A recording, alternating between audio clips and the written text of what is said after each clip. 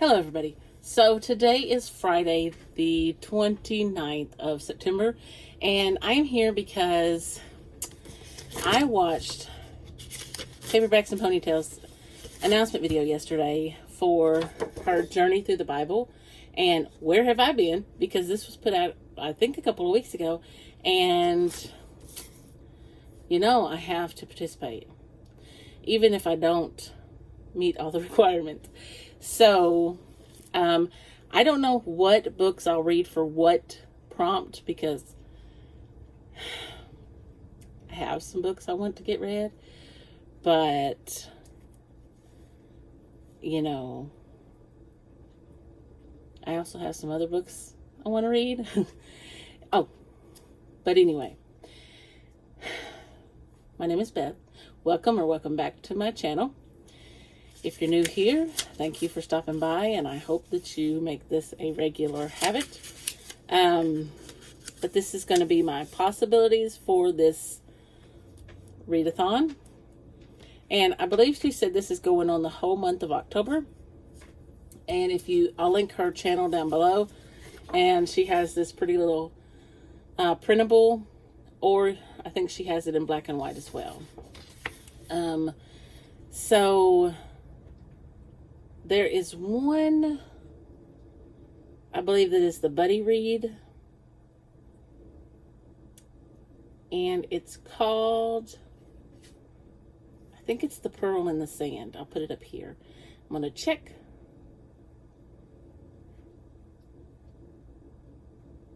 But I think that's what it is. If it's not, I will edit with a little star or a little asterisk, and I'll put the right book up here and the title up there. But these are my possibilities. I am going to read the buddy read, whatever it is. I will get it. And I have 6 books physically, and I'll get the buddy read. And there are a couple, at least one, that I really, really want to read. But the first one, I didn't even remember that I had. But my friend Chris has been telling me about this, so I really want to. I started it, but then I set it to the side because TBRs got in the way. But Love on a Dime by Carolyn James. And this is actually, I believe, a second chance romance. Maybe not. We can put it somewhere. But it says, Newport, Rhode Island, 1899 is a place of shimmering waves, sleek yachts, and ladies of leisure. Of opulent mansions that serve as summer cottages for the rich and famous, home of railroad magnates and banking tycoons, dashing young men, and the women who aspire to marry them. But it's not the place for lady novelists, especially not those who pen disreputable dime novels. This poses a problem for Lily Westbrook, because that's exactly what she does. No one in Lily's social set knows she pens fiction under the nom de plume Fanny Cole. Not her family or the wealthy young man about to propose to her, and especially not Jackson Grail, the long-lost beau who just bought her publishing company, and who stirs her heart more than she cares to admit. But Lily must put aside her feelings and follow the path that will maintain her family's social stature and provide the financial security everyone is depending on. Now Lily faces a double dilemma. Can she continue to protect her secret identity? And will she have the courage to choose the man who will risk it all just to win her heart? So, there's that one. And then this one is on my TBR for sure. And it's The Sisters of Seaview. And this is the one that I had by Julie Carlson. This is the one I had on my October possibilities. And this is the one where the sisters, there are I don't know how many sisters, but their father passes away and they open like a bed and breakfast or a resort, and one of the sisters wears a veil to cover her scar, and it says, when forced to choose between helping in her family's new guest house and earning money to hire a maid to do her share, she chooses the latter. She reluctantly agrees to read to some of the Sidmouth's many invalids, preferring the company of a few elders with failing eyesight to the fashionable guests staying in their home.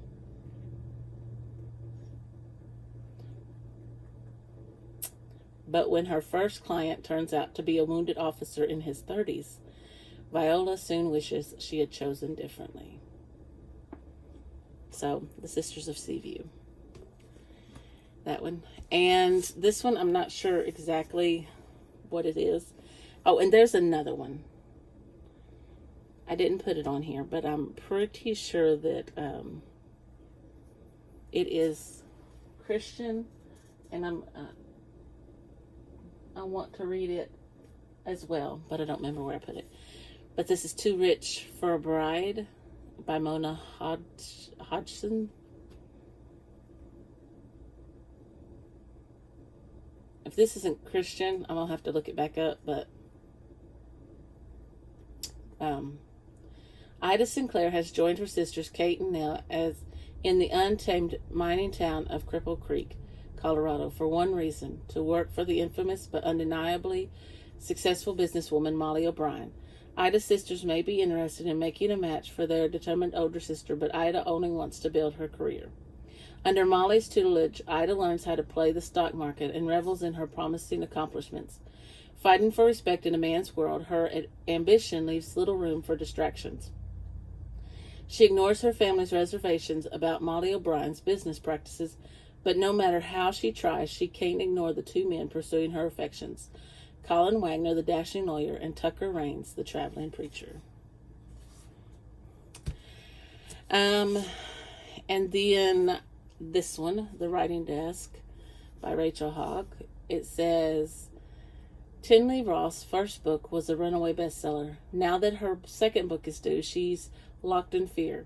Can she repeat her earlier success, or is she a fraud who has run out of inspiration? With pressure mounting from her publisher, Tinley is weighted with writer's block. But when her estranged mother calls asking Tinley to help her through chemotherapy, she packs up for Florida, where she meets handsome furniture designer Jonas Sullivan and discovers the story her heart's been missing. A century earlier, another woman wrote at the same desk with hopes and fears of her own. Born during the Gilded Age, Bertie Shehorn is the daughter of the old money Knickerbockers. Under the strict control of her mother, her every move is decided ahead of time, even whom she'll marry. But Bertie has dreams she doesn't know how to realize. She wants to tell stories, write novels, make an impact on the world. When she discovers her mother has taken extreme measures to manipulate her future, she must choose between submission and security or forging a brand new way all on her own. Okay, and then I just love Jan Karen and the Mitford series, and I have not read any of them in order, so I'm going to read In the Company of Others. And this is where, I can never remember his name, Tim Cavanaugh and his wife, Cynthia, go on vacation. So, and I have this one picked up. I know I've got some real chunkers here. The Masterpiece by Francine Rivers. The ghosts of his past hold him captive. His missteps bring her to her misstep. Let me just start over. The ghosts of his past hold him captive. Her missteps bring her to his door. A successful Los Angeles artist, Roman Velasco, appears to have everything he could possibly want: money, women, fame. Only Grace Moore, his reluctant, newly hired personal assistant, knows how little he truly has. The demons of Roman's past seem to echo through the halls of his empty mansion and out across his breathtaking Topanga Canyon view. But Grace doesn't know how her boss secretly wrestles with those demons by tagging buildings as the Bird, a notorious but unidentified graffiti artist, an alter ego that could destroy his career and land him in prison. Like Roman, Grace is wrestling with ghosts and secrets of her own. After a disastrous marriage, through her life completely off course, she vowed never to let love steal her demons again. But as she gets to know the enigmatic man behind the reputation, it's as if the jagged pieces of both of their pasts slowly begin to fit together, until something so unexpected happens that it changes the course of their relationship and both their lives forever. The other one that I want to get to, or I would like to get to, is Claiming Mariah. And then there are some Kindle books. Again, these are all possibilities because I have several. Like I have Jonathan Strange and Mr. Norrell is my buddy read. So I don't know when I'm going to have time to read all of these. So I'd like to read by Jamie Jo Wright, The Haunting at Bonaventure Circus. And I still have Love Amid the Ashes on my TBR.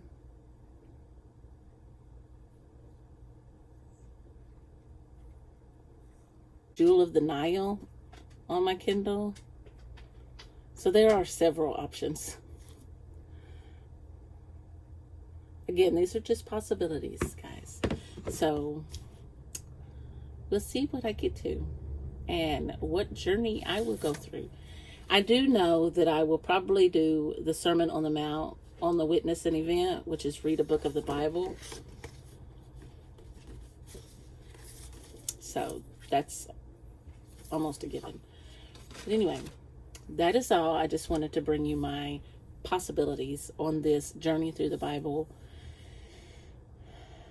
readathon that I will be going on in October.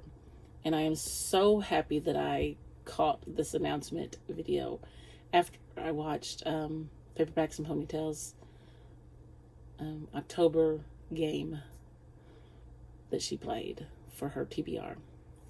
So if you want to participate, I'll link her channel down below. And thank you for stopping by.